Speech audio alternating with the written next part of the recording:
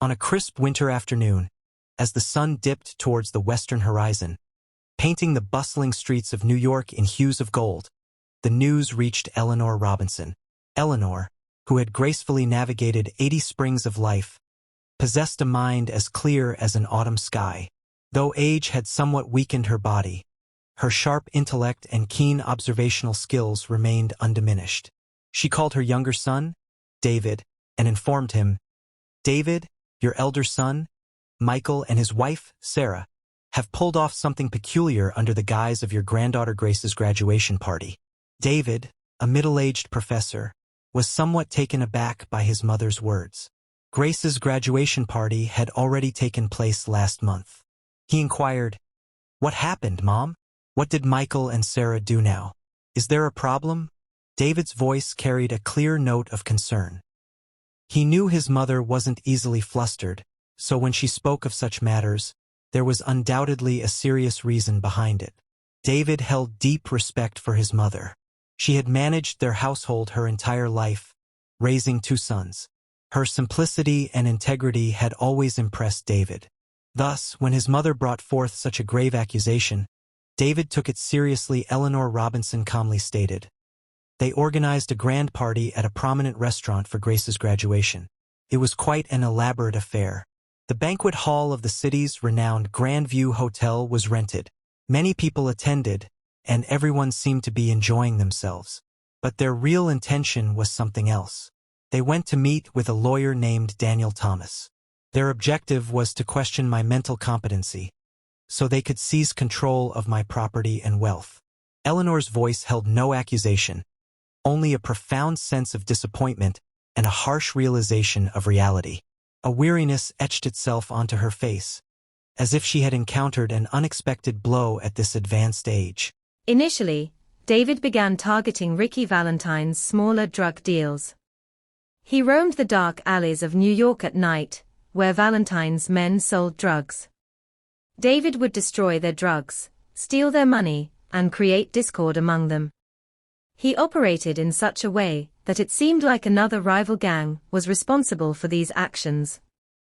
This created chaos in Valentine's empire and led to significant financial losses.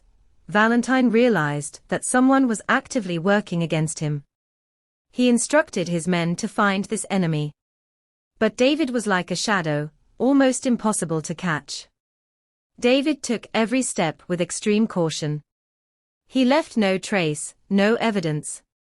His only identity was his black hoodie and the fire of revenge in his eyes. David's next target was Valentine's money laundering routes. He discovered that Valentine brought drugs from Mexico to New York and laundered the money through various shell companies. David tracked these routes and disrupted Valentine's communication with the Mexican cartel. He leaked Valentine's vulnerabilities to the Mexican cartel, creating distrust among them. This broke Valentine's supply chain and severely damaged his business.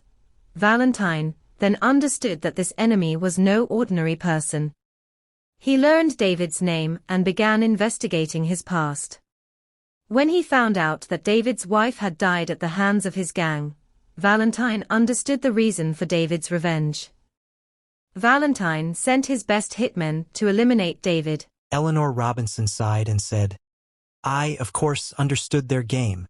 Nowadays, children often mistake the simplicity of elders for weakness. They think, she's old, she doesn't understand anything. But I am not a girl of yesterday. I was observing their movements.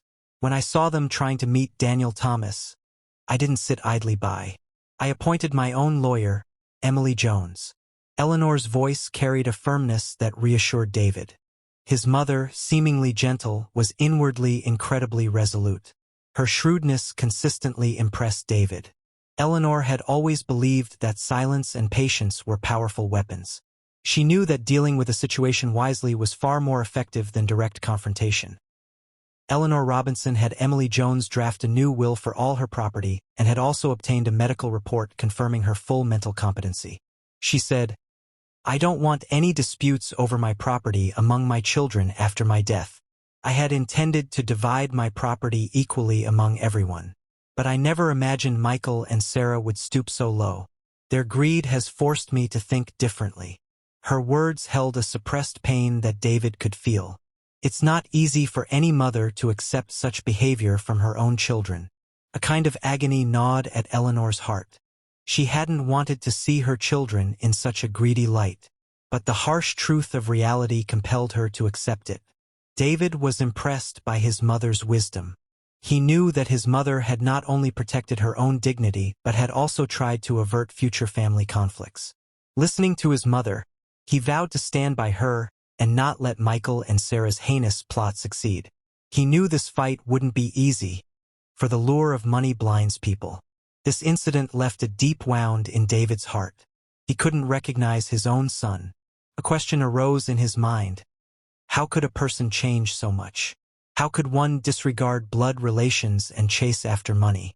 The betrayal was swift and surgical. Within a month, Robert Harrison informed me that my services were no longer required.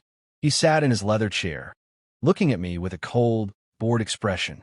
He claimed my designs were flawed and that the company had developed its own internal vision.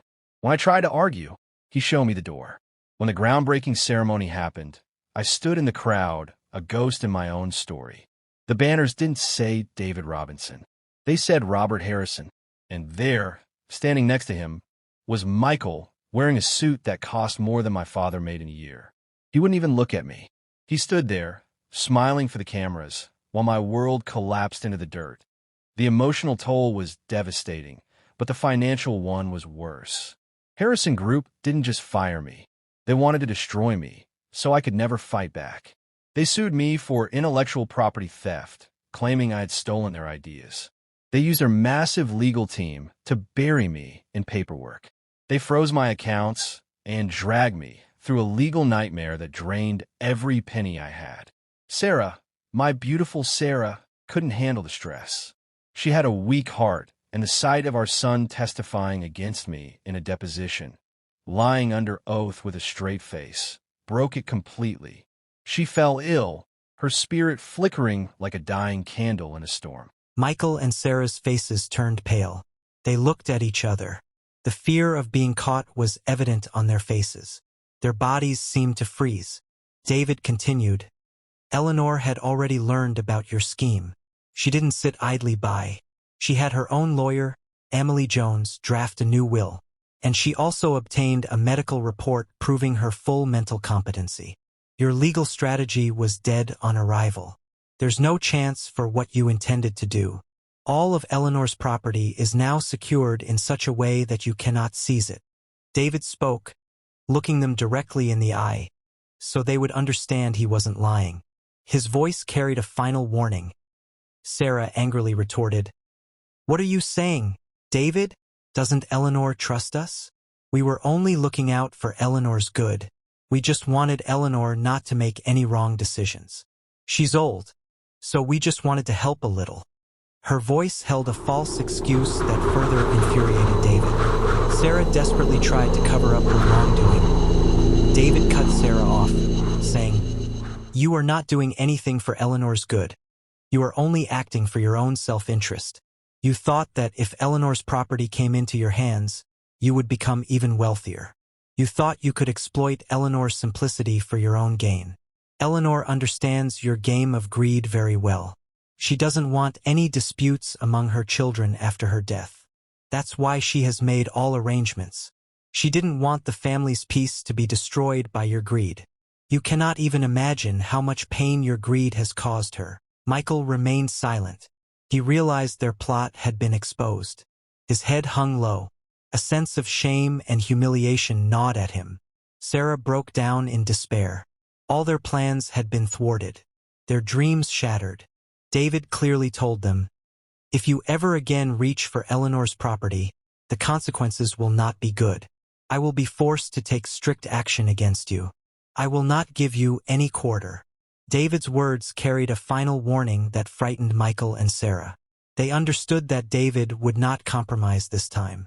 Some time later, Eleanor Robinson hosted a family dinner on a Sunday afternoon. The purpose of this dinner was not merely to eat. but to expose Michael and Sarah's true intentions and to inform Grace about her parents' real motives. Grace, Michael and Sarah's only daughter, who was very dear to her grandmother, was also present. A curiosity was evident on her face, as she didn't understand why this dinner had suddenly been arranged. Grace loved her grandmother very much. To her, her grandmother was a refuge, a source of unwavering support. After dinner, Eleanor Robinson called everyone into the living room. The atmosphere was calm, but an underlying tension simmered. Everyone sat on the sofas. Eleanor Robinson calmly said, "Today, I want to tell you all something important." Her voice carried a firmness that captured everyone's attention. A certain steadiness in her eyes indicated that she was about to say something significant. Michael and Sarah were uneasy. They didn't know what was about to happen. A fear gnawed at them. Their hearts pounded. Eleanor Robinson looked at Grace and said, "Grace, you are my beloved granddaughter. You are everything to me. I have saved something for you." Her face showed a kind of affection that reassured Grace. Grace smiled back at her grandmother. She took out an envelope and handed it to Grace. Inside the envelope was a bank statement and some documents. Eleanor Robinson said, "I have placed this money in a secure account in your name, for your education and future. No one can withdraw this money without your permission, not even your parents.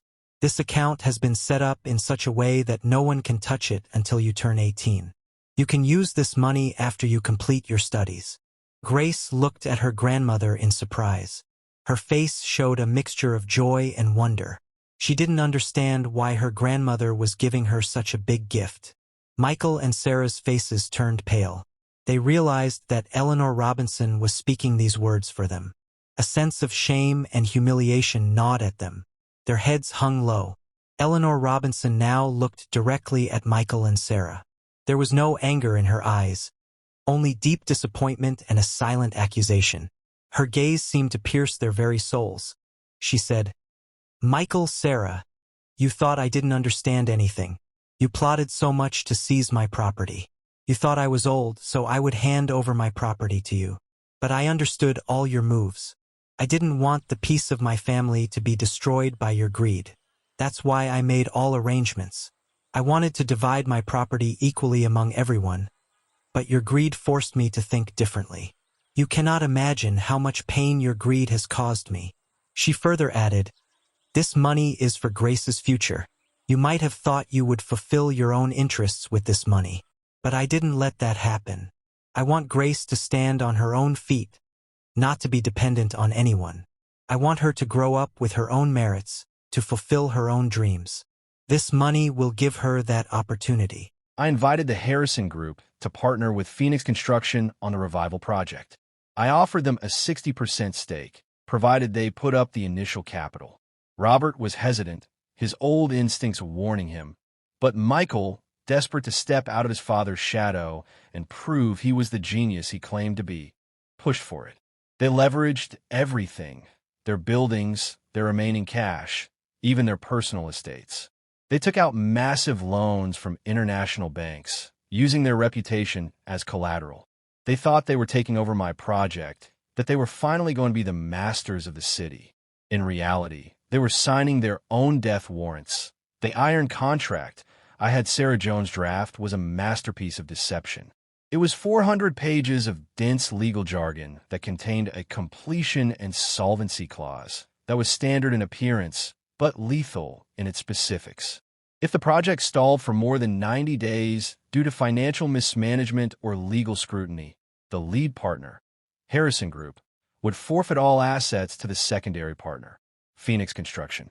It was a ticking time bomb hidden in plain sight. They didn't even read the fine print. They were too busy planning their victory parties. While they were busy celebrating, I was working with Sarah to compile a dossier. We found evidence of Robert's illegal stock manipulation and Michael's systematic embezzlement of company funds to cover his massive gambling debts in Macau and Las Vegas. We found the proof of the forged signatures and the offshore accounts. I didn't go to the police yet. I waited. I waited until the first cranes were in the air and the first $1 billion had been spent. I waited until they were at their most vulnerable. Then I triggered the strike. I had secretly funded a union dispute that halted construction. The 90-day clock began to tick, and with every second, their empire crumbled a little more. Grace used the money given by her grandmother to continue her education and established herself as a successful individual. She became as resolute and wise as her grandmother. She learned from her grandmother how to stand tall in adverse situations, how to uphold her principles and values. She became a teacher, spreading the lessons of honesty and values among her students. Eleanor Robinson spent her final years in peace, becoming an example to everyone with her love for her family and her silent strength. She proved that true wealth is not money, but character and values. This story is not just about a property dispute. It is a tale of strained relationships, the consequences of greed, and the power of silence. Eleanor Robinson proved that age is no barrier. With wisdom and determination, any adverse situation can be overcome. She protected her legacy, not just with money, but with her principles and values. Grace embraced this lesson from her grandmother and applied it in her life. Peace returned to the family, but the shadow of that secret plot never completely vanished, creating an invisible crack deep within their relationships. However, Eleanor Robinson's silent struggle and Grace's wisdom prevented that crack from widening. Life continued on its own course, and family illusion found a new meaning. This illusion is not just a blood relation. It is a bond of trust, respect, and love. The aftermath was a whirlwind of headlines. Robert Harrison was convicted of fraud and money laundering, receiving a life sentence. He died in prison 3 years later, alone and forgotten. Michael was sentenced to 15 years for embezzlement and forgery. He cried in the courtroom, begging for my forgiveness, reaching out to me as they led him away in handcuffs. I looked him in the eye and said, "Ask your mother for forgiveness. I'm just the architect of your consequences." I didn't feel joy, only a profound sense of relief. The weight I had carried for 20 years was finally gone. I reclaimed Lakeshore Towers. I renamed it the Sarah Robinson Memorial Center.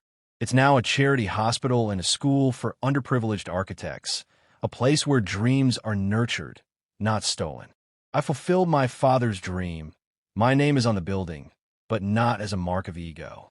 It's a mark of justice. As I sit in my office today, watching the sun set over Lake Michigan, I finally feel at peace. The buildings I built will stand long after I'm gone, telling the story of a man who lost everything but never lost his way. The fire of revenge has burned out, leaving behind a foundation of truth. My story is done, but these towers, they will stand forever as a testament to the fact that in the end, the truth always finds its way home.